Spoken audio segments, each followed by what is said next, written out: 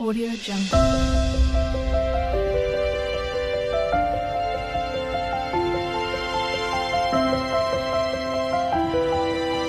Audio Jungle.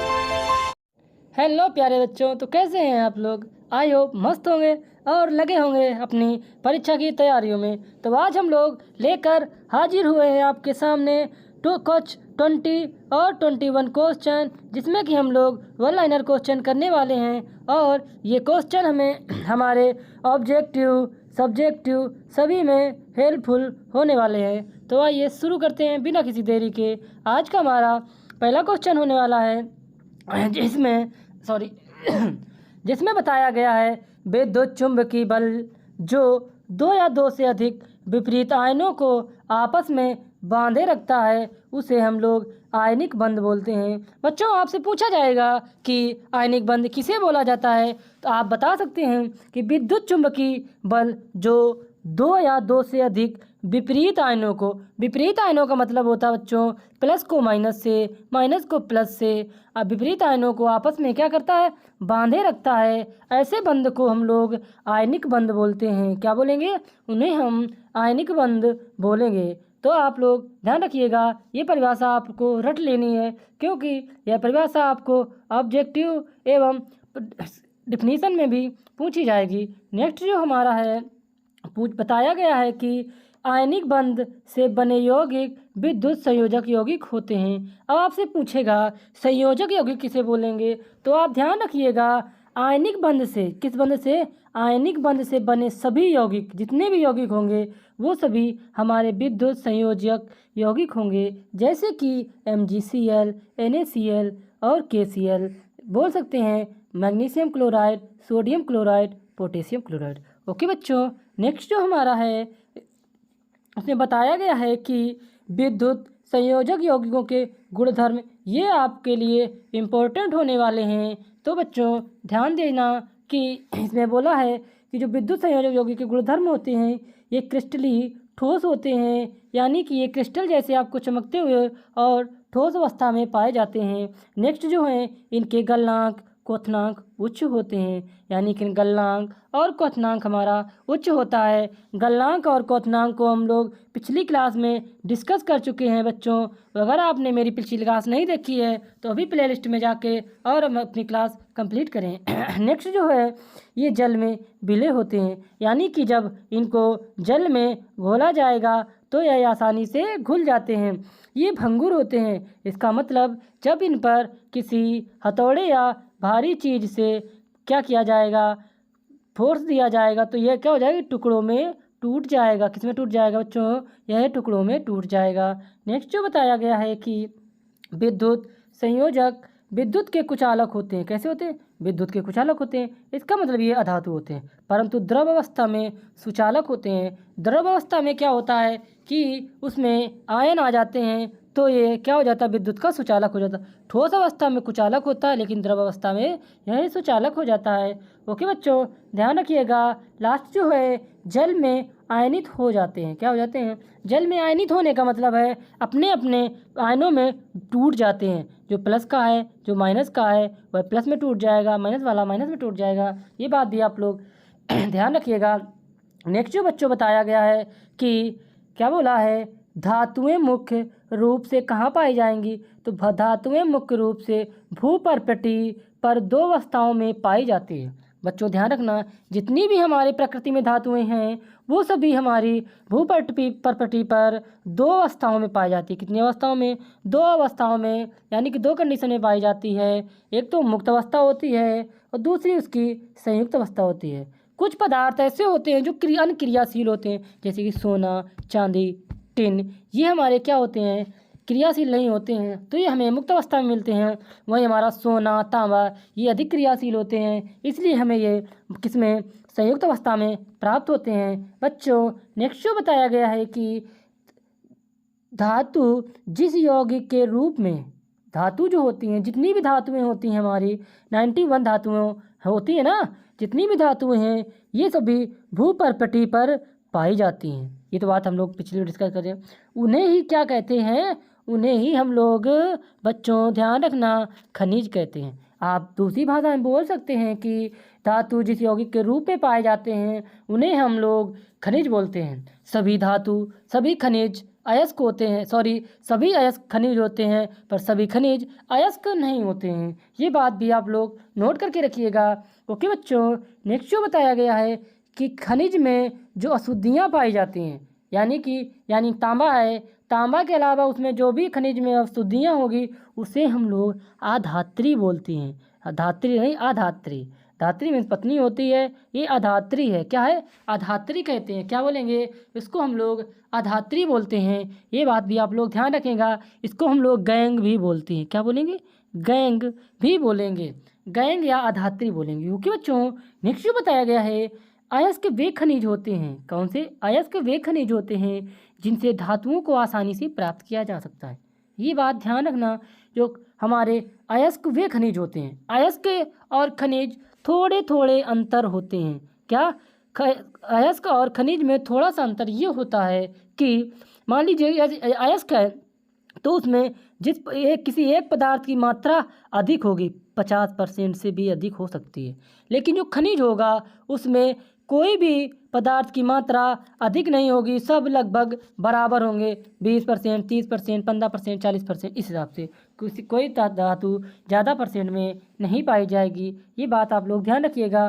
तो बोलेंगे अयस्क वे खनिज होते हैं जिनसे धातुओं को आसानी से क्या किया प्राप्त किया जा सकता है। ओके बच्चों, जैसे कि आप लोग कह सकते हैं HGS और FeS, आयरन पायराइड और सिनेवाट नाम की ये जो 2 अयस्क होते हैं, इनको आसानी से हम लोग क्या करते हैं, इनसे हम लोग आयरन प्राप्त कर सकते हैं।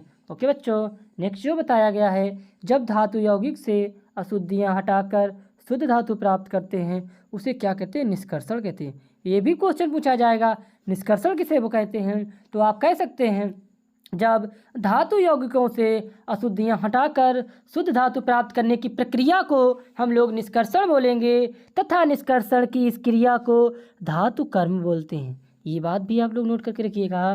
पूछेगा कि धातु कर्म किसे कहते हैं, तो आप कह सकते हैं कि जब धातु यौगिकों को या अयस्क से या खनिज से जो प्रक्रिया होती है अलग करने की किसी धातु को, उस प्रक्रिया को ही धातु क्रम या धातु कर्म बोला जाता है। ओके बच्चों, तो बात ध्यान रखिएगा। नेक्स्ट जो बताया गया है क्वेश्चन नंबर 9 में, अभिक्रियाशीलता के आधार पर धातु को 3 वर्गों में क्या किया गया? बांटा गया है। कौन कौन से वर्ग हैं? एक तो निम्न वर्ग है, एक मध्यम वर्ग है और उच्च वर्ग है। क्योंकि जब अभिक्रियाशीलता की बात करेंगे तो कुछ अधिक क्रियाशील होती हैं, कुछ कम क्रियाशील होती हैं, कुछ निम्न क्रियाशील होते हैं, क्रिया कर लेंगे नहीं करेंगे, आलसी होते हैं, तुम जैसे बच्चों जैसे आलसी होते हैं। अभी नहीं पढ़ेंगे, बाद में पढ़ेंगे, बाद में पढ़ते सोचते सोचते हमारी क्या आ जाएगी? फरवरी में उसी आ जाएंगी। और फिर सोचोगे पेपर तो 18 से हैं, अब पढ़ें तो पढ़ें कहाँ से और कैसे पढ़ें? तब भी बच्चों आप हार मत मानना, हमारे चैनल पे आके आप तब भी अपनी सारी क्लासें कंप्लीट कर सकते हैं। ओके बच्चों, नेक्स्ट जो है बताया गया है कि जब अयस्क से धातु निकालने के लिए गैंग या अनावश्यक पदार्थों को हटाया जाता है, यह प्रक्रिया अयस्कों का सांद्रण कहते हैं। क्या कहेंगे इसको? अयस्कों का सांद्रण कहते हैं। ये बात भी आप लोग ध्यान रखिएगा। जब अयस्क से धातु निकालने के लिए गैंग या अनावश्यक पदार्थों को हटाया जाता है तो उस प्रक्रिया को अयस्कों का सांद्रण बोला जाता है। ओके बच्चों, अब बात करेंगे सक्रियशील। क्या?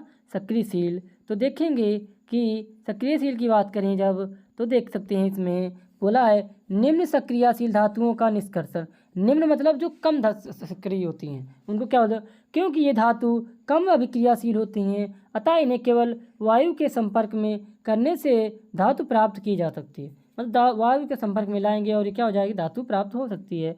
CuS और HgS वायु में चलाने पर धातु की क्या होती है? धातु प्राप्त होती है। इसकी उपस्थिति में, धातु की उपस्थिति में प्राप्त होती है। ओके बच्चों, तो ध्यान रखिएगा। नेक्स्ट जो क्वेश्चन है बताया गया है कि भर्जन की क्रिया, ये इम्पोर्टेंट होने वाला है बच्चों, तो इसको आप लोग जरूर नोट कर लीजिएगा। भर्जन की क्रिया में ऑक्सीजन की उपस्थिति में, जब भर्जन की जो क्रिया होती है वह ऑक्सीजन की उपस्थिति में सल्फाइड अयस्कों को गलनांक तक गर्म करने पर अयस्क धातु के ऑक्साइड में परिवर्तित हो जाता है। क्या हो जाता है? धातु में परिवर्तित हो जाता है। जैसे कि आप लोग देख सकते हैं यहाँ पे कि 2ZNS और O3 की जब भर्जन द्वारा क्रिया हुई, भर्जन का मतलब ऑक्सीजन की उपस्थिति में क्रिया कराई गई, तो 2ZNO यानी कि जिंक के ऑक्साइड बन गए और सल्फर डाइऑक्साइड बन गया। ओके बच्चों, तो आप बोल सकते हैं कि भर्जन क्या, बच्चों ध्यान रखिएगा, आप बोल सकते हैं भर्जन वही क्रिया है जिसमें ऑक्सीजन की उपस्थिति में सल्फाइड अयस्कों को जब गलनांक तक गर्म किया जाता है तो क्या हो जाता है, तो अयस्क धातु के ऑक्साइड में परिवर्तित हो जाते हैं, यानी कि धातुओं के ऑक्साइड बन जाते हैं। ओके बच्चों, ध्यान रखिएगा, क्या बन जाते हैं, तब बच्चों बताएंगे धातुओं के ऑक्साइड बन जाते हैं। ओके बच्चों, नेक्स्ट जो है उसमें बताया गया है कि निस्तापन की क्रिया में अयस्क को वायु की अनुपस्थिति में, ध्यान रखिएगा ये दोनों भर्जन और निस्तापन आपके लिए इम्पोर्टेंट होंगे, इन दो में से एक ना एक आपको जरूर पूछी जाएगी। तो निस्तापन क्रिया में क्या होता है, अयस्क को वायु की अनुपस्थिति में, भर्जन में उपस्थिति में, इसमें अनुपस्थिति में क्या किया जाता, गर्म किया जाता उनके गलनांक पॉइंट तक। किस पॉइंट तक, उनके गलनांक पॉइंट तक गर्म किया जाता है। तो आप देख सकते हैं ZnCO3 को निस्तापन प्रक्रिया में किया तो ZN ऑक्साइड और कार्बन डाइऑक्साइड गैस हमें प्राप्त हुई। ध्यान रखिएगा बच्चों, यह विक्रिया आपके लिए इम्पोर्टेंट होने वाली है, क्योंकि जब आप पूछेंगे बताएंगे निस्तापन क्रिया में इसको अनुपस्थिति में गर्म किया जाता है, उसे हम लोग निस्तापन क्रिया कहते हैं। तो आप अगर यदि ये परिभाषा और यह विक्रिया लिख देते हैं तो आपके 2 या 4 नंबर पक्के हो जाएंगे। ओके बच्चों, नेक्स्ट जो है बताया गया है कि अयस्क को निस्तापन तथा भर्जन में ऑक्साइड में परिवर्तित होती है तो उसे अपचयन द्वारा धातु में परिवर्तित किया जाता है। आप ध्यान रखिए बच्चों कि क्या होता है, जब जो अयस्क होते हैं उनको निस्तापन विधि द्वारा, भर्जन विधि द्वारा ऑक्साइड में परिवर्तित किया जाता है, फिर उसे क्या, उसे अपचयन विधि द्वारा अपचयित किया जाता है और अपचयित करके धातु में परिवर्तित किया जाता है। ये परिभाषा भी आप लोग ध्यान रखिएगा, क्योंकि ये सारे पॉइंट आपके लिए कहीं ना कहीं एक इम्पोर्टेंट भूमिका आपके पेपरों में निभाने वाले हैं, तो ज़रूर ध्यान रखिएगा। नेक्स्ट जो बताया गया है कि धातुओं के लवण, जो धातु के लवण होते हैं जैसे क्लोराइडों को द्रवित रूप में विद्युत अपघटित करते हैं तो धातु कैथोड तथा क्या हो जाते हैं, निर्पचित हो जाती हैं तथा क्लोराइड एनोड पर मुक्त हो जाती हैं।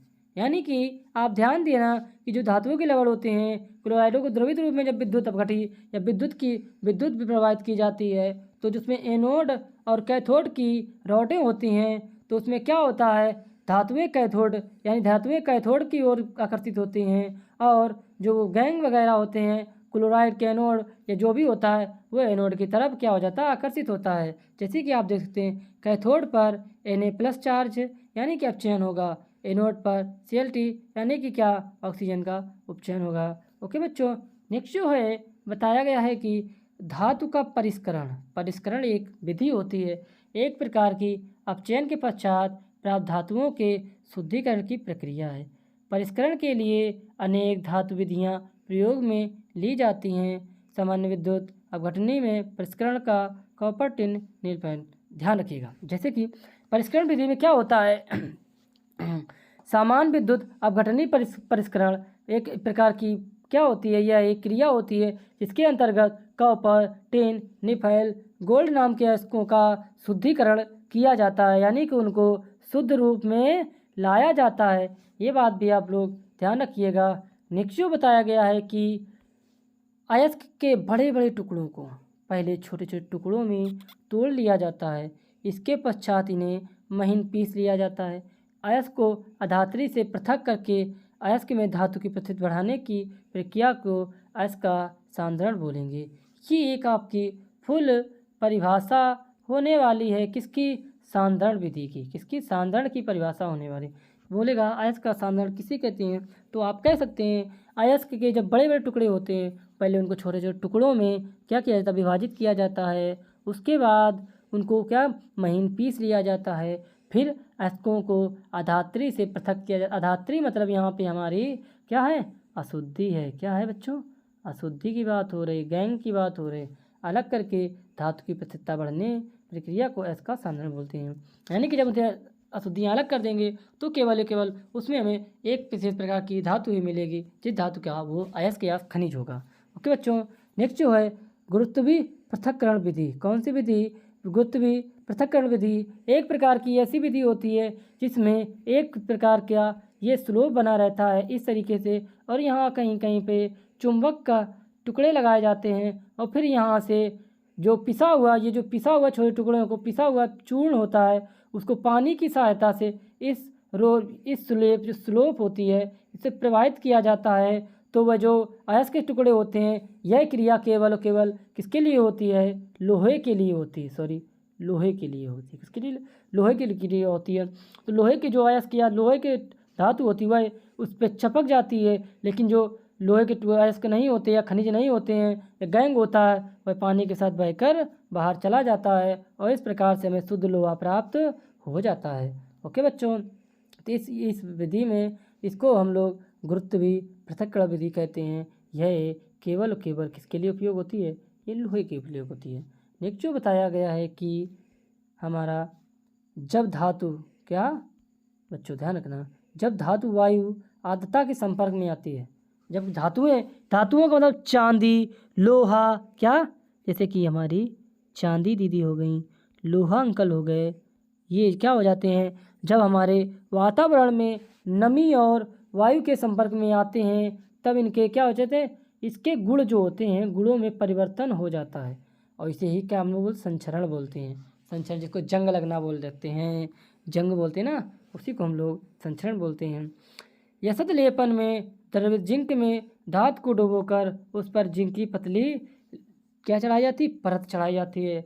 बच्चों आपने अपने क्षेत्र में कहीं ना कहीं किसी न किसी कंपनी के बड़े बड़े क्या देखे होंगे?